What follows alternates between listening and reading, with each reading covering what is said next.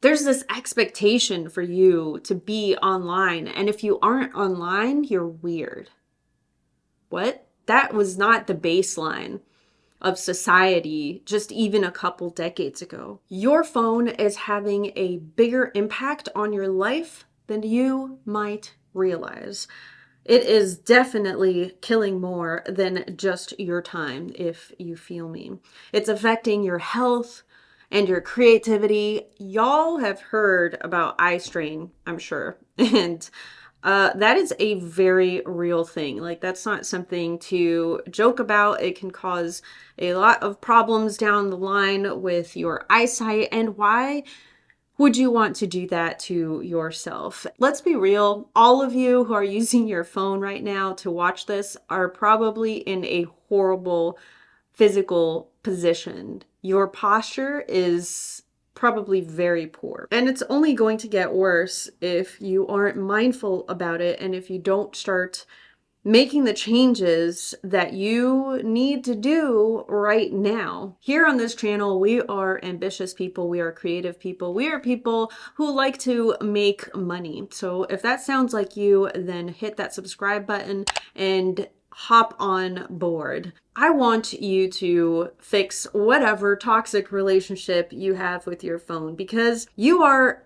probably a creative person and your phone is killing your creativity. See, it's reducing the amount of focus that you have, and it's limiting your attention span, and it's making it so difficult for you to enter flow state. Flow state is that state in which your mind enters when you are doing deep work. It's when you are in this state of creativity, of production, of creating something that you don't even realize that you're in this state, because it's a part of who you are. It's your soul, it's your mind, it's like a well-oiled machine. Well, if you keep using your phone, subjecting your mind to mindless scrolling, to being involved in the algorithm and the feed, then you are not allowing yourself to enter that flow state that is so crucial for deep work, for productivity, for creativity. And all of these constant distractions that you are allowing into your life through the beeping and the booping and the notifications and the emails and the social media feeds, all of these distractions are leading you to shallow thinking. There is no depth. There's no thoughts that contribute to innovation, to that creativity. You're replacing your creative activities, that time and that energy that you would be spending making something beautiful. You're spending it mindlessly scrolling on your phone for a dopamine hit. And I don't want that for you. I don't think anybody wants that for you. I don't think you want that for you. I'm not sure you're even realizing the psychological toll that is taking on you. It's a gradual process of increasing your anxiety and your stress and giving you more of that FOMO, thinking that you aren't good enough, that your life isn't at the place that you want to be because you're comparing yourself with what you see on social media or on YouTube or whatever it is that is pulling you into your screen. This can lead you to depression.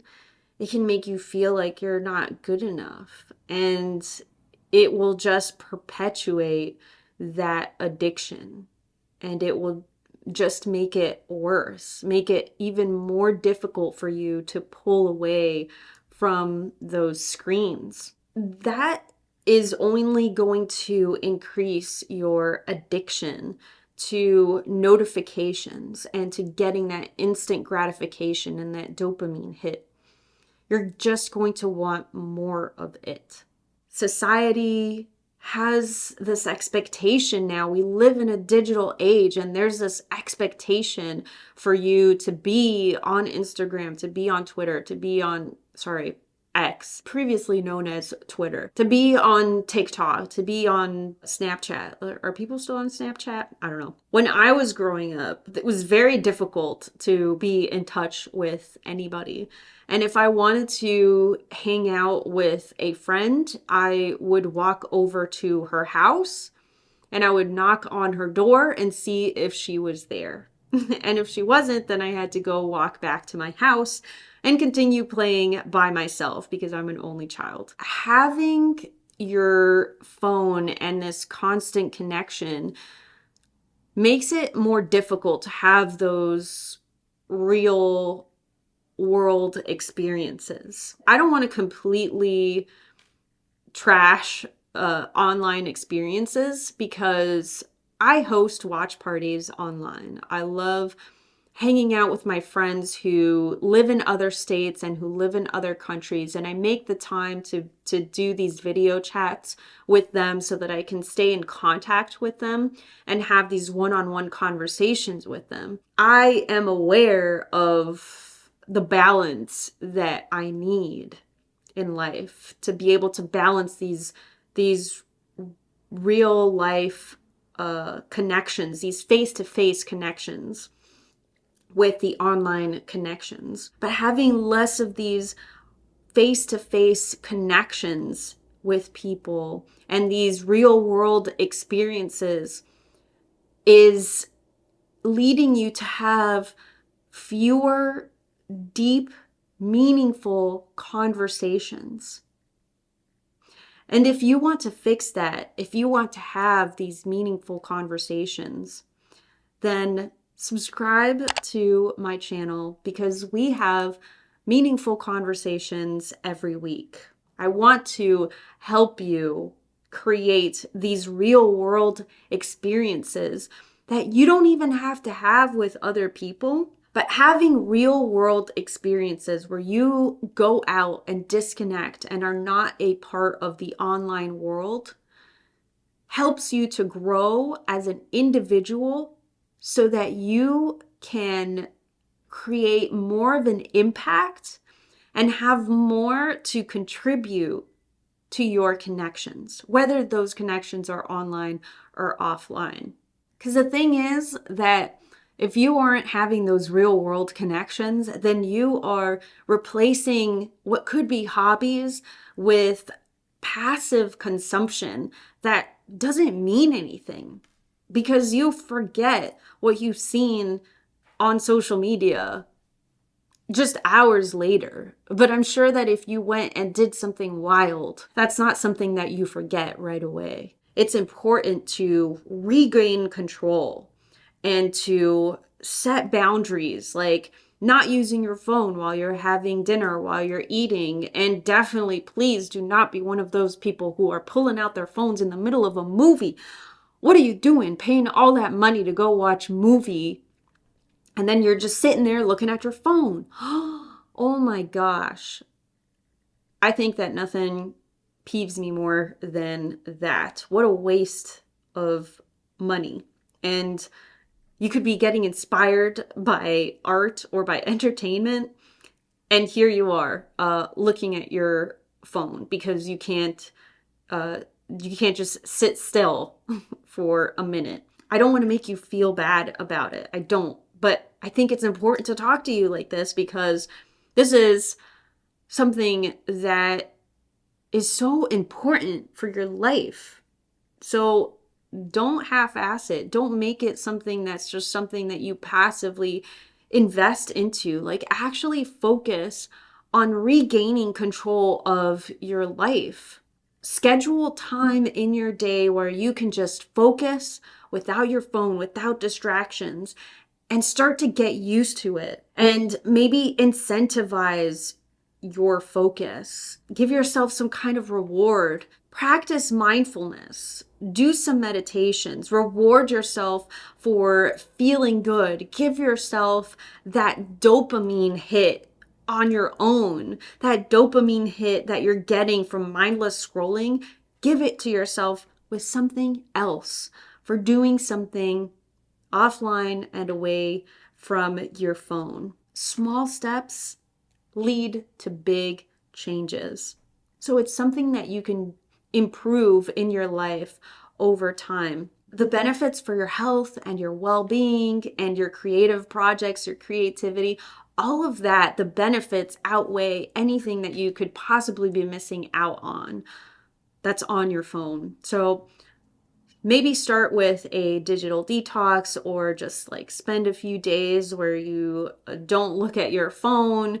Maybe just limit the amount of time that you spend on your phone, or eliminate some of the apps that you find are the most difficult to unplug from. If this is something that is a little bit challenging for you, then I have a digital minimalism course that can help you through this process, and the link for that is in the description. You should definitely join, because I've already gotten such amazing and positive feedback from the students that have enrolled from this class.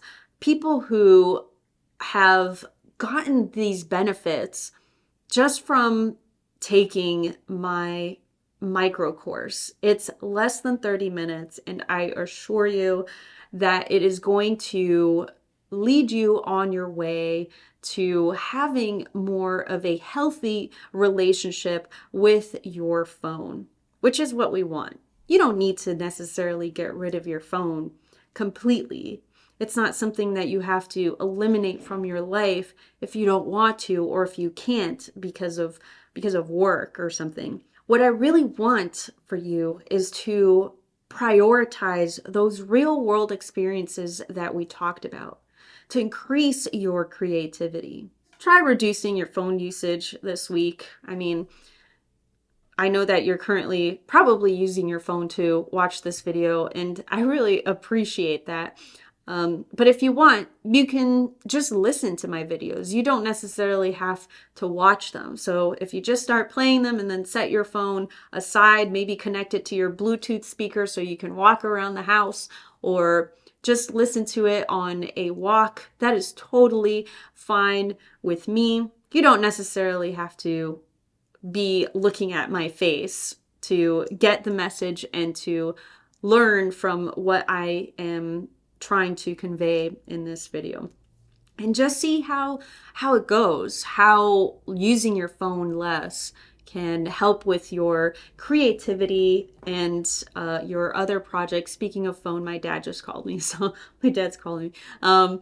And so I'm probably going to go pick that up in a minute. But I don't know, maybe you will notice something in your life that you hadn't noticed before that you love, or maybe you get a new business idea that's going to make you a trillionaire. I don't know. These amazing things can happen if you give yourself a chance, and having a support group can definitely help. So just know that you can count on me for accountability, and I'm sure that there's others in the comments or anybody else watching this video who will also support you on your journey towards living a more fulfilling life that is not hooked to your phone screen. And if you need a better support group, then you should check out this other video of mine, because I break down what I call the network detox, and it might just change your life. So if you want to watch that or listen to that and go take a walk, then you're absolutely welcome to do so. The link is going to be here, and it's also in the comments and the description below for your convenience. Anyway, I'm going to go talk to my dad now, so I will see you when I see you.